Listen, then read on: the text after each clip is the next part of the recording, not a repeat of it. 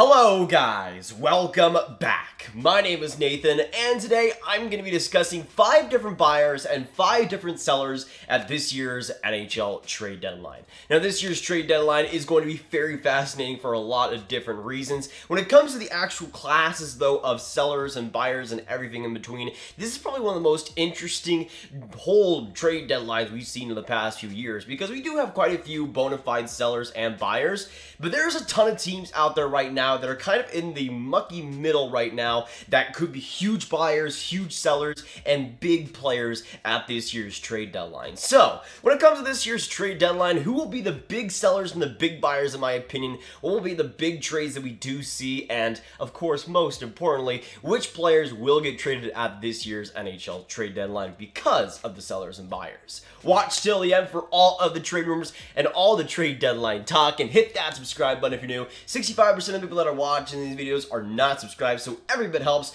and we make hockey and trade content almost every day on this channel, so if you like hockey, you know where to go. But on top of the trade deadline stream we're going to do on trade deadline day, we have 2 videos after this one also directly related to the trade deadline, just like this. So if you enjoy this video, you know where to stick around. But we're going to start today with the first buyer at this year's NHL trade deadline. And this is a team that, in terms of what they can bring on, I think is one of the most fascinating teams out there, because we know they will be buyers. It's just how much they're willing to go. And I think they will go for some pretty major moves. Now we're going to start out with number 1 buyer in the Toronto Maple Leafs. Now the Maple Leafs have played well so far this season. They've had some inconsistent stretches, but when it comes to the actual play on the ice, they've been really good as of late. And even if they were playing bad, I still think they would be a pretty major buyer, because they would want to add some pieces to contend. But with the Leafs too, there is still some holes on that team that have sprung up even when they have been playing well, that I think we could see fixed there. Now you obviously look at the defense, and you could see another addition there made. Maybe they try to replace Travis Dermott on that bottom pair, get a really good veteran defenseman back there. But you can also look at the goaltending as a huge proponent of weakness for the Leafs, as an area where they could kind of target. We've seen some kind of questions out there, and possibly guys like Linus Ullmark or Darcy Kemper. There's quite a bit of options out there, maybe even a return of Jonathan Bernier. But the Leafs will definitely be one of the most active teams in the trade deadline this year, and especially when filling their holes, I don't think GM Kyle Dubas is going to waste any time to at least attempt to remedy those problems. Now, if buyer 1, we had one of the most obvious buyers in the Toronto Maple Leafs. For the seller number 1, we're going to go to probably the most obvious seller at this year's deadline in the Buffalo Sabres. Now, even though after the video I made about them a week ago, they've been actually playing pretty decent, that's not going to stop the Buffalo Sabres from likely selling a decent bit this year and getting some decent assets back. Now, first things first, they're not going to trade Jack Eichel at this trade deadline. I'm pretty convinced of that. That'll likely be an offseason thing if they do go that route. But for the Buffalo Sabres, they still have some quality options that obviously have been talked about, but I still think they can get a lot this year's deadline, and might be, again, the biggest seller we see this year. Now, in terms of the big 2, I would say for them, it's Taylor Hall and Brandon Montour. Taylor Hall, I think, will get a decent bit, and Montour will probably get a decent 3rd or 2nd round pick, depending on what teams are actually going for. But Taylor Hall is obviously the big fish, I guess, for the Buffalo Sabres, and one of the bigger fish, I would say, in this trade deadline market, which is pretty sad considering how Taylor Hall has played this year.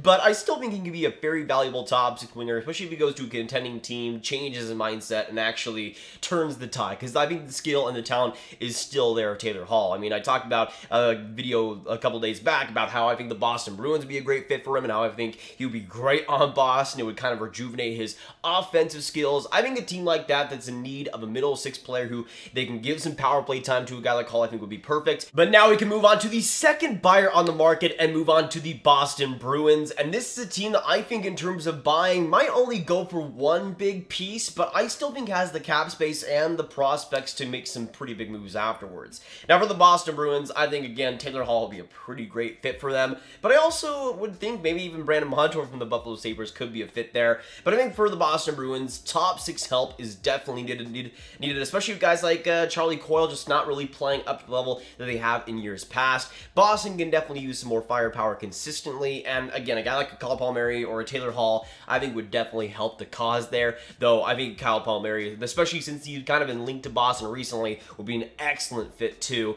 And I think also defensive help would work also for them. I think they're in big need of a veteran defenseman who can play a good shutdown game, nothing too flashy, but still get the job done in the end. And I'm not sure if David Savard is actually a fit for them, but if they're willing to give up the prospects and the picks, him going to Boston would not surprise me whatsoever. And especially with the health of guys like Tuukka Rask and Yaroslav Halak in question right now, I think Boston could be one of the most fascinating teams, especially buyers-wise, that we see this year. But I'm now going to move on to our number 2 seller at this year's deadline. This is a team that also has some pretty good high-end talent to give away, but also a lot of more depth players that I think could get some pretty good value back for them. We're now going to go on to the New Jersey Devils. Now, obviously, the big one is Kyle Palmieri, and I think he will be the big fish in this year's market, as he should be. He's the best player available, I think, and as a guy that's been so good on their top 6 consistently, besides this year, I guess, that's a player that I would love to have if I'm a Boston or if I'm the New York Islanders. But you also have some other options that I think could be pretty low-key. You got Dmitry Kulikov, who really makes no cap at all on his deal. I think he's a very affordable guy who is having a pretty decent season, especially when it comes to shutdown and defensive ability. He's been solid so far in that respect.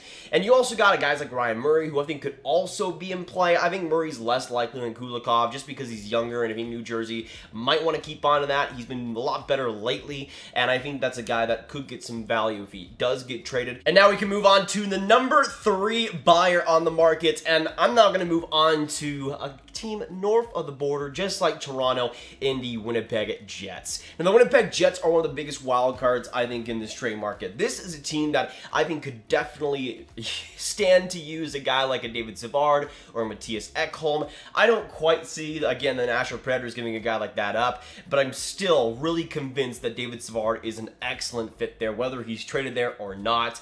And I think there's a Winnipeg Jets team that you kind of seen be a little bit inconsistent, a little bit, well, they've obviously been good this year. They're pretty much locked for a top 4 spot in the North Division, but that's a team that has sniffed first place, has been around that area, is now 3rd in the division, I think, or around Edmonton at the very least. But this is a team that I still think has potential to win the North Division, and I think it's within grasp. But again, I think defensive help, veteran leadership is kind of missed on that defense especially, and I think that's a team that will really stand to add a player like that. But now going on to our 3rd seller at this year's trade deadline, just like the New Jersey Devils, are going to have some pretty good wide depth options to give away that I think a lot of teams will definitely want to go for. We're now going to move on to the Detroit Red Wings. Now, the big one for me is Jonathan Bernier, who I think is the best goaltender on the market, as a guy that's played so well on Detroit these past couple of seasons on, again, the Detroit Red Wings, which I still think should be a lot more credited than it is right now.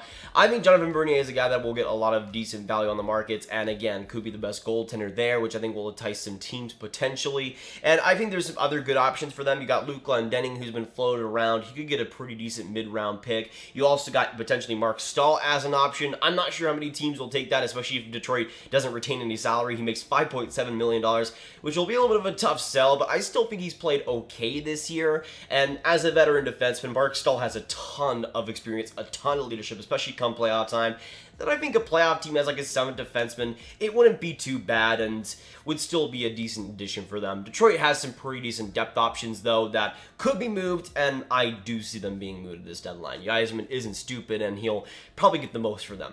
Let's be real. And by most, especially in Steve Yzerman's case, he's going to get 2 first-round picks for Mark Staal. Just preparing you guys for that.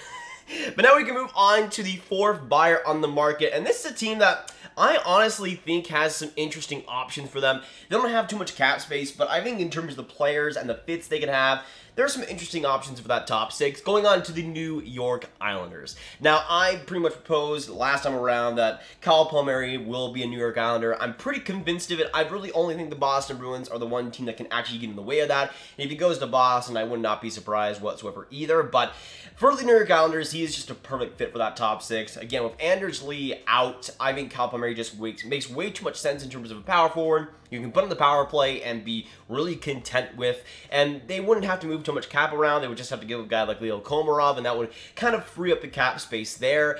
I really don't see it as too much of an investment, and even if New York is able to sign him long-term, I don't see that being much of a problem. I think he perfectly fits that Barry Trotz Islander system, and going into the playoffs, they're able to add a guy like that. It makes him even more of a contender and makes them one of the best teams, not just in the East, but one of the main contenders in the whole NHL. And I'm just saying, if they don't go after Palmieri, Alex Iafallo would still be a pretty good fit. Obviously more on the offensive side, but you get what I mean. We can now move on to the fourth seller at this year's trade deadline, and probably the most unexpected one this year. If you told me that they would be a seller going into this year, I would have been a little bit surprised, but this is a team that's been on a pretty bad slump as of late, and we're going to go on to the St. Louis Blues. And the St. Louis Blues are one of the most interesting ones, because if they play their cards right and actually go that route, they could be the biggest seller at this year's deadline, especially when it comes to the quality that they could have to offer. Now, there's 3 UFAs that I'm really looking towards if I'm the St. Louis Blues, or if I'm other teams, I guess, and it's Mike Hoffman, Tyler Bozak, and Jaden Schwartz. Now, Jaden Schwartz is the big one there as a guy that you wouldn't really think to be available, but he's 28, he's a UFA after this year, and obviously I think he would still get re-signed by St. Louis, but that's a heavy free agent and a big contract coming up, and especially with St. Louis just playing bad this season, they might want to rethink their whole system in terms of maybe going for a retool, and I don't really know if Jaden Schwartz completely fits into that, but he would get a ton of value and would be the best player on the market, I still think. But you also got guys like Mike Hoffman who haven't really fit well on St. Louis, but as a power play sniper has his value, and you also got Tyler Bozak, who's been okay this year, but as a bottom 6 center, he does make a lot, but still, he won the cup with St. Louis, he has that leadership, and we talked about teams that need leadership. I mean, I think a team like Florida would definitely fit that mold as a team that would love to have Bozak, not just this year, but maybe in the next couple of years too. Now, speaking of the Florida Panthers, we can now move on to the fifth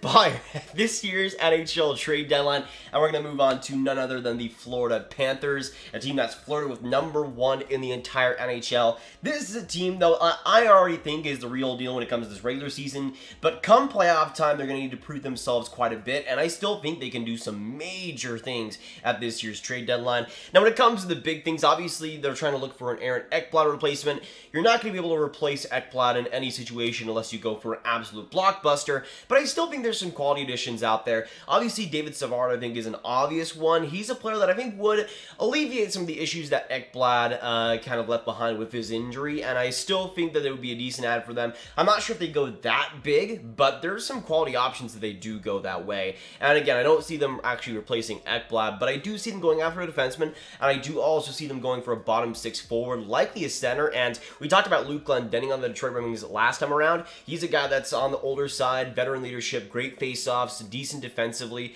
I think for Florida that would be a pretty good fit, and come playoff time would obviously have a lot of value to offer. But now on to the last and final seller at this year's NHL trade deadline, and this is a team that I really don't know what to think of this year. Now, they had the Riley Nash injury, and that's obviously hurt them in terms of their trade deadline stock, but in terms of the sellers, they can still make quite a bit of a splash. We're now going to move on to John Tortorella's Columbus Blue Jackets. At number 5, they're a team that is, I talk about other teams being an absolute wild card. The Columbus Blue Jackets are an absolute wild card. You got expiring free agents like Patrik Laine, for instance, but you also got on the UFA side some really interesting options like David Savard, Nick Foligno, Elvis Merzlikins, who has a contract for this year and next, but has been rumored a ton in terms of a trade, especially in the offseason. Columbus has a lot of options, and personally, I don't think that team's making the playoffs unless they add Palmieri and they add Hall and go all out like they did a couple years ago. But I really don't see that happening, and I really don't see Columbus doing that. This is a team that I think is in need of just some actual prospects, some actual picks, and some actual drafting ability, because they have not been able to have that over these past couple of years. Obviously, Patrik Laine is a situation they've absolutely whiffed on, and I'm not sure if we'll actually see a Patrik Laine trade, but I think they will make some pretty major deals. They will trade Savard, I think. They will trade a guy like Nick Foligno, I think, too, and kind of go for a leadership retool, and I'm going to say it right now, also fire John Tortorella. I think it's going to happen, and Kekalainen's job, I think, is also riding on it. But that'll be it for today, guys. Thanks so much for tuning in. If you enjoyed, hit that like button, hit that subscribe button, and hit that notification bell. Make sure you comment down below what you agree and disagree with my picks, and who do you see being the biggest buyers and the biggest sellers at this year's trade deadline. What trades do you see them making as well? Make sure you share this video with your friends, get it out there, and click on a card up here for all my predictions and picks videos right on my playlist. And as you can tell with the whiteboard, yeah, my house has mold, and we cannot live there right now. So I'm here, I'm doing my best, as you can tell. Not exactly ideal, but it is the way it's going to have to be for a little while. But it'll still be fine. I'll still be able to make videos and still be able to live stream, so do not worry. But thanks so much for tuning in, y'all. Hopefully you have a fantastic day, and I'll see you in the next video or stream. Goodbye.